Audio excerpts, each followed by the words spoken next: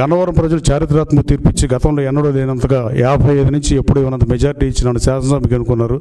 అభివృద్ధి ఎజెండాగా పనిచేస్తున్నా. మల్లవల్లిలో ఇండస్ట్రియల్ పార్క్ ఉంటే దాన్ని గాలికి వదిలేసిన పరిస్థితి. అసలు అభివృద్ధిని పట్టించుకోకుండా ఎంతసేపు పరుష పదజాలం మాడటం, మీడియా అటెన్షన్ గ్రాప్ చేయటం, మీడియాలో మాడితే అది గొప్ప అనే పరిస్థితిలో మాడటం, ఏ మాట వస్తే ఆ మాట మాట్లాడటం, సభ్య సమాజం తలదించుకునే మాటలు, అన్పార్లమెంటరీ వర్డ్స్. దేనికైనా మీడియాకి సెన్సార్ ఉండాల్సిన అవసరం ఉంది. మీడియాకి సెన్సార్ ఉంటే అసలు ఇలా ఎన్ని ఆ రోజున సినిమాకి సెన్సార్ ఉన్నట్టే పోతాయని గతంలో కూడా నేను మీ మీడియా సమస్యలో చెప్పాను. ఎవరు తప్పు చేస్తే వాళ్ళు శిక్షించబడతారు. లా బౌండెడ్ సిటిజన్స్గా బతకాల్సిన అవసరం ఉంది.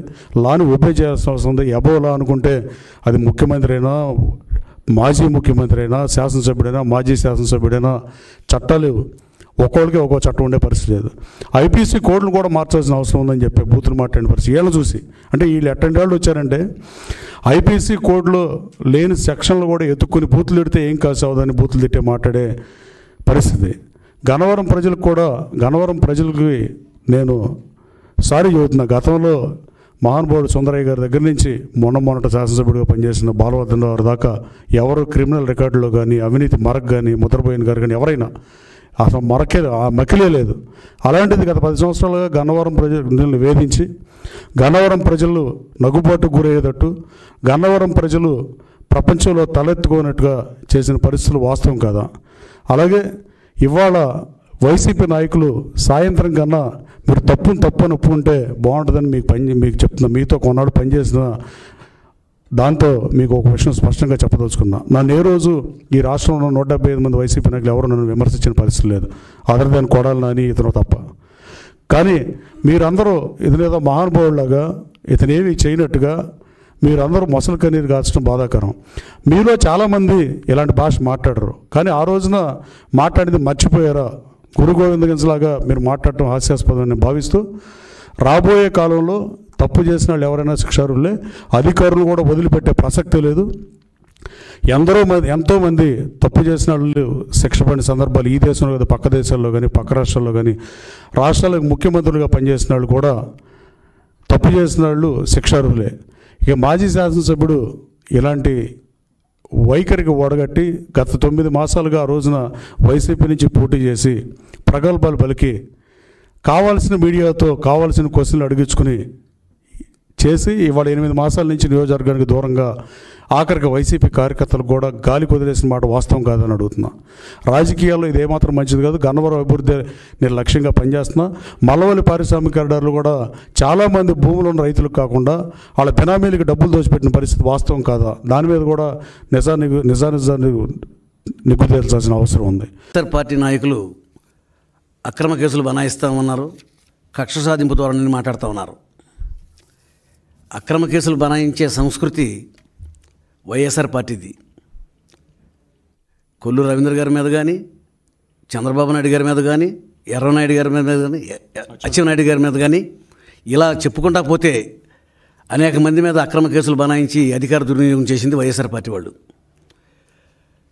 2023లో ఫిబ్రవరి 22వ తారీఖున తెలుగుదేశం పార్టీ గన్నవరం పార్టీ ఆఫీసులో సమావేశం జరుగుతూ ఉంటే వంశీ నాయకత్వంలో తన అనుచరులతో దాడి చేసి అక్కడున్న కార్లు తగలబెట్టి కంప్యూటర్లు బదలగొట్టి మొత్తం తెలుగుదేశం పార్టీని ధ్వంసం చేస్తే కంప్లైంట్ ఇచ్చిన సత్యవర్ధన్ దాని మీద చర్య తీసుకోకుండా తప్పుడు కేసులు బనాయించి ధ్వంసం చేసిందేమో తెలుగుదేశం పార్టీ ఆఫీసుని, కేసులు పెట్టిందేమో తెలుగుదేశం పార్టీ కార్యకర్తలపైన. ఆ రోజున రాజమండ్రి జైలుకు కూడా పంపించి చాలా రోజులు జైల్లో ఉండాల్సిన పరిస్థితి. దాంతోపాటు ఆడవాళ్ళ మీద కూడా కేసులు బనాయించి తెలుగు మహిళలను కూడా జైల్లో నిర్బంధంలో ఉంచినటువంటి పరిస్థితి. ఇటువంటి అక్రమ కేసులు దుర్మార్గంగా బనాయించి ఇవాళ రోజున సత్యవర్ధన్ ఆఫీసులో పనిచేసే ఒక ఉద్యోగి ఈ దాడిలో జరిగినటువంటి సంఘటన మొత్తాన్ని అతను కంప్లైంట్ ఇస్తే ఇవాళ ఆ కంప్లైంట్ని బలహీనపరిచేందుకు అతను షెడ్యూల్ కులానికి చెందినటువంటి వ్యక్తి అతన్ని కిడ్నాప్ చేసి, అతన్ని హింసించి, వాళ్ళ కుటుంబ సభ్యులను బెదిరించి ఇవాళ రోజున సాక్ష్యం తారుమారు చేసేందుకు ప్రయత్నం చేస్తూ ఉంటే ఇవాళ సత్యవర్ధన్ కుటుంబ సభ్యులు కంప్లైంట్ ఇచ్చారు. మేము దళితులు, మా మీద అక్రమంగా దాడులు చేస్తూ ఉన్నారు, బెదిరిస్తూ ఉన్నారు, మమ్మల్ని కాపాడండి అని చెప్పి వాళ్ళు పోలీస్ స్టేషన్ కంప్లైంట్ ఇస్తే ఆ కంప్లైంట్ మీద ఎస్సీ ఎస్టీ అట్రాసిటీ మీద ఇవాళ వంశీమోహన్ అరెస్ట్ చేస్తే అక్రమ కేసు అంటా ఉన్నారు. మీరు బెదిరించింది యథార్థం కదా? ఇవాళ సత్యవర్ధన్ కానీ వాళ్ళ కుటుంబ సభ్యులు కానీ బెదిరించబట్టే తప్పుడు సాక్ష్యానికి అతను సిద్ధపడ్డాడు. ఇవాళ కేసులను తారుమారు చేయాలని చెప్పి ప్రయత్నం చేసేది మీరు. దళితులను బెదిరించి వాళ్ళని భయపెట్టి లొంగ తీసుకుని కేసులను తారుమారు చేయాలని ప్రయత్నం చేస్తున్నాం. ఇవాళ రోజున కుటుంబ సభ్యులు ఇచ్చిన కంప్లైంట్ మేరకు ఇవాళ ఒక ఫిర్యాదు ఐపీసీ సెక్షన్ ప్రకారం 506 అంటే సాక్షిని బెదిరించడం, అది తీవ్రమైన నేరం. సాక్ష్యాన్ని ఎవరు కూడా బెదిరించకూడదు, వాడికి ఒక స్వేచ్ఛను ఇవ్వాలి, వాడు ఇష్టం వచ్చినట్టుగా కోర్టులోకి వచ్చి సాక్ష్యం చెప్పే అవకాశం ఇవ్వాలి. వాడిని పట్టుకుని బెదిరించి వాడిని ప్రలోభ పెట్టి హింసించి ఇవాళ రోజున కిడ్నాప్ చేసి మరి వాళ్ళ కుటుంబ సభ్యులను బెదిరిస్తే వాళ్ళ కుటుంబ సభ్యులు కంప్లైంట్ ఇచ్చారు. అసలు అక్రమ కేసులు అంటే నేను మించిన అక్రమార్కుడు ఎవరైనా ఉన్నాడా? గన్నవరం నియోజకవర్గంలో శాసనసభ్యుడిగా పోలవరం కాలువ మీద ఉన్న మట్టి అంతా ఏమైపోయింది? కొన్ని లక్షల క్యూబిక్ మీటర్లు అమ్మేసుకున్నావు. బ్రహ్మలింగం చెరువులో మొత్తం అంతా మట్టి అంతా కలిపి అమ్మేసుకున్నావు. ఇవాళ అక్రమంగా లేఅవుట్లు వేశావు. ఆఖరికి ఎయిర్పోర్ట్ భూములు కూడా వదలకుండా తొవ్విపారేశావు. ఇవాళ నకిలీ పట్టాలు ఇచ్చి ప్రజలను మోసం చేశావు. ఇవాళ చెప్పుకుంటా పోతే నీ దుర్మార్గాలకు అంతులేదు. ఇవాళ కేసుని బలహీనపరిచేందుకు ఇవాళ సత్యవర్ధన్ మీద అక్రమంగా నువ్వు దాడి చేసి దళితుడి మీద నువ్వు తీవ్రంగా దాడి చేస్తే వాళ్ళ కుటుంబ సభ్యుల రక్షణ కోసం పోలీస్ స్టేషన్ కంప్లైంట్ ఇచ్చారు. దాని మీద చర్య తీసుకున్నారు. దీనికి ఎందుకు వైఎస్ఆర్ పార్టీ నాయకులు గగ్గోలు పెడతారు? అదే కార్యక్రమాన్ని తప్పించుకోవడానికి ఈరోజు ఒక దళిత సోదరుణ్ణి గన్నవరం పార్టీ కార్యాలయం తగలబెట్టినటువంటి కేసులో ఎవరైతే ఫిర్యాదుదారుడుగా ఉన్నటువంటి సత్యవర్ధన్ కిడ్నాప్ చేసి భయపెట్టి అతనితో తప్పుడు స్టేట్మెంట్ ఇవ్వడానికి ప్రయత్నం చేసినటువంటి సందర్భంలో కుటుంబ సభ్యులు ఇచ్చినటువంటి ఫిర్యాదు మేరకు ఇవాళ ఉదయం గన్నవరం మాజీ శాసనసభ్యుడు వల్లభనేని వంశీమోహన్ గారిని అరెస్ట్ చేయడం జరిగింది. మేము మొట్టమొదటి నుంచి కూడా చెప్తా ఉన్నాం, ఎప్పటికైనా ప్రజాస్వామ్యమే గెలుస్తుంది. జగన్మోహన్ రెడ్డిని నమ్ముకున్నటువంటి ప్రతి ఒక్కరూ కూడా ఏదో ఒక రోజు అరెస్ట్ కాక తప్పదు. అధికారం ఉంది కదా అని చెప్పి విర్రవీగితే రేపేమవుద్దనే దానికి ఇవాళ వల్లభనేని వంశీ అరెస్టే ఒక నిదర్శనం. ఇవాళ అతనికి రాజకీయ భిక్ష పెట్టినటువంటి పార్టీ తెలుగుదేశం పార్టీ.